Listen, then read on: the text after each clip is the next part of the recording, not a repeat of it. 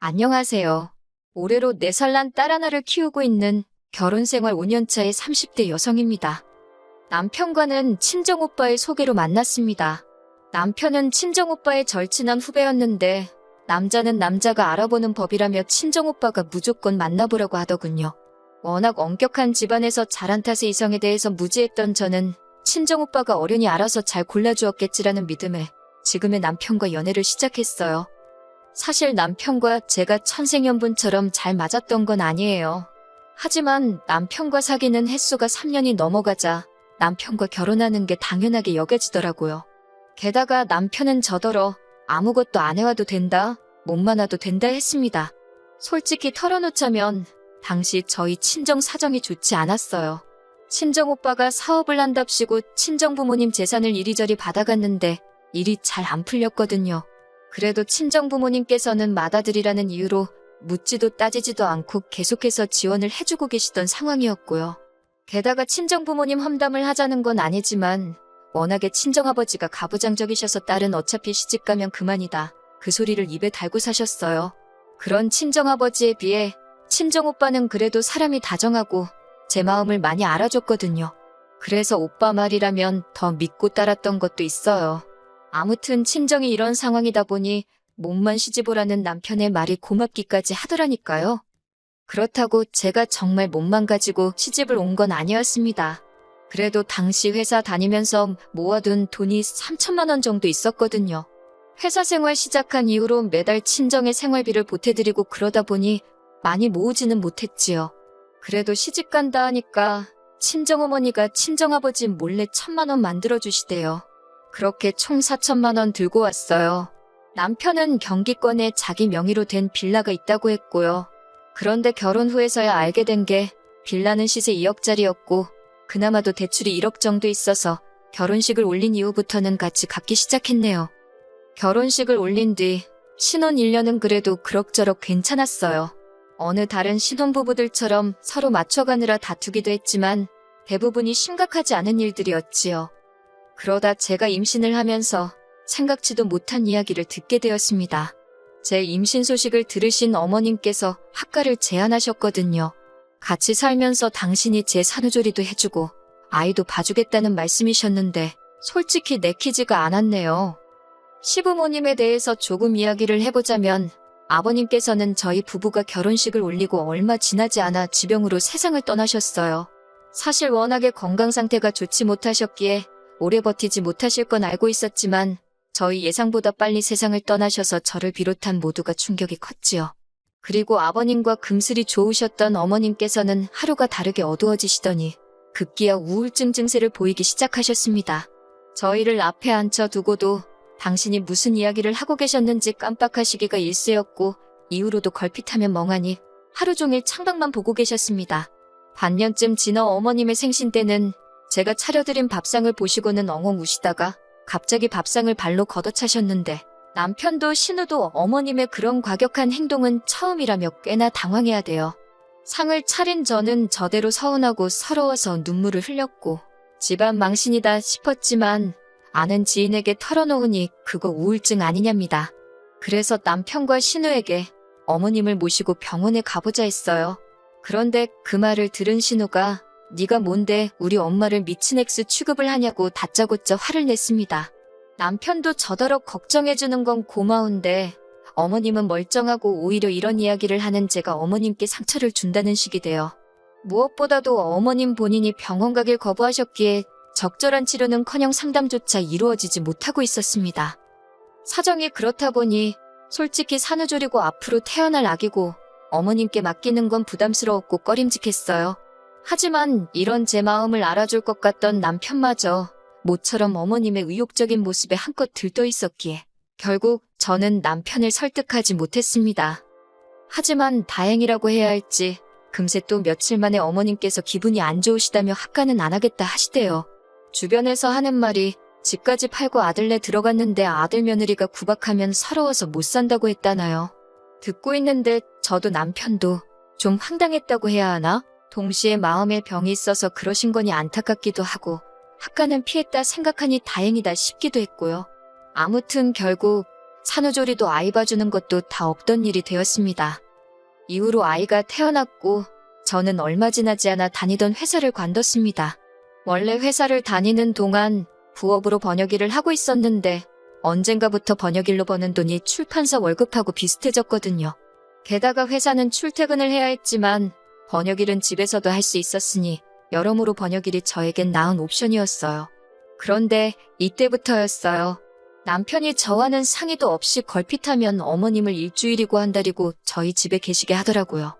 그래놓곤 한다는 소리가 어머님 혼자 얼마나 쓸쓸하시겠냐면서 저라도 있는 저희 집에 와 계시면 좋을 것 같다고 저더러 이해를 해달래요. 오신 김에 손녀도 봐주실 테니 분명 저에게 도움이 될 거라면서요. 하지만 실상은 그렇지 못했습니다.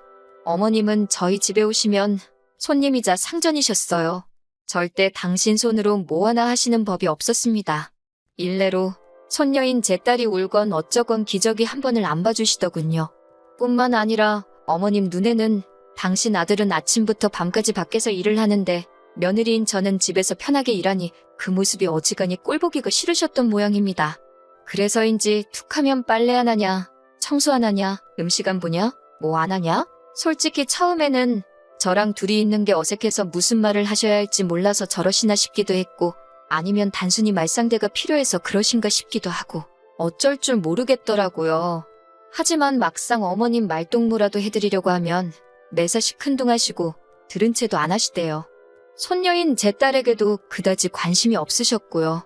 솔직히 저도 사람이라 그런 어머님과 있으면 숨이 다 막히는 것 같았고 한마디로 살갑게 대해드리기가 어렵더라고요. 결국 그렇게 어머님이 저희 집에 옷가 계시기를 수십 차례, 세월로 2년이란 시간이 흘렀습니다. 참다 못한 남편에게 제가 어머님이 오실 때마다 일은 일대로 못하고 거기다 육아에 살림에 어머님 식사 준비까지 힘들어 미쳐버릴 것 같다고 소리를 쳤어요. 2번 다시 모시고 오지 말라고 그때는 어머님께 직접 이야기하겠다고요. 솔직히 바보같이 들리겠지만 그전까지만 하더라도 남편한테 이거 싫다 저거 좋다 뭐 강하게 이야기해본 적이 없어요. 특히 어머님에 관해서는 어머님은 환자라고 생각했고 남편은 그런 환자의 아들인 만큼 제가 맞춰주는 게 맞다고 생각하고 배려했지요. 그런데 이러다간 정말 내가 먼저 우울증에 걸려 죽겠구나 싶더군요. 그래서 처음으로 남편한테 큰 소리를 냈더니 남편도 꽤나 놀란 눈치대요. 하지만 그 약발이 오래가지는 않았습니다. 그렇게 큰 소리가 오가고 2달쯤 지났던 어느 날이었어요. 그날도 평소처럼 어린이집에 있는 아이를 데리러 가고 있었는데 신호를 무시한 채 달려오던 자동차에 제가 그만 치이고 말았지요. 그리고 급하게 찾은 병원에선 인대가 파열되어 수술까지 할지도 모른다는 이야기를 듣게 되었네요. 이후로 다행히 다시 찾은 병원에선 일단은 주사치료와 재활운동으로 대체해보자는 이야기를 들었지만요. 하지만 수술은 피했다고 하더라도 제 마음이 여러 가지로 복잡했습니다. 생각지도 못한 사고와 부상은 저로 하여금 이런저런 생각을 하게 만들었어요. 그러면서 동시에 제가 살아온 시간도 되돌아보게 하더라고요. 결혼한 첫 해를 제외하곤 하루하루를 일만 하고 애만 키우고 어머님 비위 맞추고 참 힘들게 살았다 싶더라고요. 그런데 그런 와중에 남편이 저더러 한다는 소리가 어머님을 2달 정도 모셔오고 싶답니다. 어머님이 요새 발목이 시큰거려 제대로 걷지도 못하겠다고 그러신대요. 참고로 저희 어머님 과장해서 말하는데 일가견이 있으신 분입니다. 그렇다고 며느리로서 어머님의 병세에 다짜고짜 진짜냐 따져 물을 수는 없었으니 일단 듣고만 있었어요. 남편은 그런 저에게 어머님을 저희 집에 모셔와서 병원도 모시고 다니고 그랬으면 좋겠답니다. 자기 와이프는 어깨가 망가져서 찬장에서 물컵 하나 꺼내는 것도 고역인 판국에 어이가 없어서 당신이 전적으로 책임지고 모시고 다닐 수 있으면 그렇게 하라고 나는 못한다 했습니다. 그랬더니 남편이 고민 없이 자기가 하겠다대요. 저는 신경 쓸 거 하나 없다면서 식사만 챙겨드리면 된다고요. 사실 칼질하는 것도 쌀 씻는 것도 아무튼 어깨에 힘이 들어가는 일이라면 무리가 되었고 혹시나 상태가 더 나빠져서 수술이라도 하게 될까 무서워서 그마저도 내키지는 않았어요. 하지만 어차피 먹고는 살아야 하고 먹는 걸로 그러는 건 도리가 아닌 것 같아 알겠다 했습니다. 그리고 이틀 뒤 남편이 어머님을 모시고 왔습니다. 어머님 댁은 참고로 저희 집에서 차로 1시간 거리에 있어요. 다니기로 한 병원까지도 차로 1시간 거리로 저희 집에서 가는 것과 별반 다르지 않지요. 제가 어머님이었다면 불편하게 며느리랑 부대끼며 있느니 제 집에 있지 않았을까 싶었지만 아무튼 발목이 아파 걷지도 못하신다는 얘기와 달리 어머님께서는 다음날 아침 바로 산책을 나설 만큼 아무렇지 않아 보였습니다. 남편더러 당신도 어머님 산책하는 거 보지 않았냐? 진짜 아프신 거 맞냐 하니까 저게 다 재활운동의 일환이라며 어머님을 두둔하더군요. 팔은 안으로 굽는다더니 내가 당신과 무슨 말을 하겠냐 싶어서 더는 따지고 들지도 않았습니다. 그냥 약속한 대로 알아서 책임지라 그 소리만 했어요. 하지만 어머님이 오시고 정확히 일주일째 되던 날이었습니다. 남편이 급하게 출장 일정이 잡혔다며 저더러 3박 4일 동안 어머님을 부탁한다는 거예요. 저는 단칼에 거절했습니다. 어머님이 오신 이후로 반찬 타박을 어찌나 하시는지 평소 남편과 제가 먹는 것보다 2배, 3배 많은 메뉴를 그것도 몇 끼마다 해대고 있었거든요. 그리고 당연히 그러한 부엌일이 제 어깨에 큰 무리가 되고 있었고요. 그것도 속상해 죽겠는데 어머님까지 모시고 병원에 가라니 내 어깨 재활치료 받으러 가는 것도 힘들어 죽겠는데 못한다 했습니다. 정 뭐하면 신우한테 부탁하라고 쏘아붙였어요. 신우는 저희 집에서 차로 20분 거리에 살고 있었거든요. 하지만 남편은 말로만 알겠다 하더니 출장을 가는 날까지 기어이 가타부타 말이 없더군요. 그리고는 그냥 어머님을 두고 출장에 가버렸어요. 완전히 이건 뭐 저한테 마치 네가 시어머니 모시고 병원에 안 가고 백이냐는 선전포고나 다름없게 느껴지더라고요. 그래서 안 갔습니다. 이렇게 막무가내로 나오면 통할 줄 알았다는 게 어이가 없었으니까요. 그리고 남편이 출장에서 돌아온 날 어머님은 정말 버선만 안 신으셨지 남편 맞이하시는 모습이 정말 버선발로 뛰어나가시는 모양새였습니다. 남편을 붙들어 앉히시곤 당신 발목도 아프고 머리도 아프고 등도 아프고 그런 어머님을 보더니 남편이 저더러 병원 안 모시고 갔냐고 묻대요. 그리고 그 질문을 들은 순간 얼마나 열이 받던지 당신 눈에는 어깨 때문에 옷 갈아입는 것도 힘겨워하는 나는 안 보이냐고 따졌어요. 하루 종일 삼시세끼 칼질에 대고 상차리고 그 와중에 애보고 일하고 알아줄 거 아니고 도와줄 거 아니면 최소한 사람을 긁지는 말라고 화를 냈지요. 그랬더니 어머님께서 왜 당신 아들한테 소리를 지르냐며 네 팔이 그 모양인 게 내 아들 탓이냐고 생기다 말게 낳은 네 부모한테 따지라며 고래고래 소리를 지르셨습니다. 그리고는 당장이라도 절 때릴 기세로 저에게 다가오시는데 남편이 순간 어머님을 막아서면서 그런 게 아니라고 하대요. 하지만 어머님께선 갑자기 엉엉 우시면서 당신 아들이 불쌍하답니다. 결국 참다 못한 저도 그동안 속에 있던 말을 끄집어냈습니다. 제가 하나하나 적지는 못했지만 그동안 저희 집에 계시면서 어지간히 저를 깎아내리셨거든요. 툭하면 야너 부르시는 건 기본이었고 그렇게 제가 해드리는 밥 드시면서도 손녀인 제 딸한테 내복은커녕 양말 한 짝 안 사주셨지요. 꼴랑 4천만 원의 예단도 제대로 안 해왔다며 사람을 어찌나 면박을 주셨는지 어머님더러 2억짜리 빌라 그나마도 1억이 대출인데 그리고 집도 누가 사야 돈이지 그 종이에 이름만 올라가 있다고 그게 돈이냐고 저도 그동안 꾹꾹 참았던 말들 다 쏟아냈습니다. 어머님 비위 맞추는 거 힘들고 어머님 성격 정말 이상하시다고 그렇게 싫으면 오지 마시지 누가 반긴다고 꾸역꾸역 와서 성질이시냐고요. 그러자 어머님이 정말 저를 잡아먹을 듯이 노려보시더니 시엠이 알기를 우습게 안다면서 처음에 자기한테 우울증 어쩌고 할 때부터 딱 알아봤답니다. 제가 지금 어머님을 정신병자 취급을 하는 거라나요. 어머님이 어찌나 악을 쓰고 우겨대는지 정말 저까지 정신이 하나도 없었네요. 결국 남편이 신우에게 전화를 걸었고 얼마 지나지 않아 신우와 신우 남편이 쫓아왔습니다. 신우 남편이 어머님을 모시고 나갔고 신우는 저더러 어찌됐건 시어머니인데 그거 비위 좀 맞춰주는 게 어렵냐면서 그래서 그러면 언니가 모시고 가라니까 한다는 소리가 자기는 모셔도 자기 시부모님을 모셔야 할 판이지 친정어머니를 어떻게 모시냐고 툴툴거려요. 그러면서 신우도 어머님이랑 똑같은 소리를 하대요. 자기 동생이 장가갈 때 집까지 해갔는데 어머님 좀 모실 수 있는 거 아니냐고. 그러자 이번엔 남편이 나서서는 집 얘기 좀 그만하라고 쪽팔린다며 화를 내더라고요. 한참의 실랑이 끝에 일단은 어머님이 신혼에 있다가 당신 집으로 내려가시기로 이야기가 되었습니다.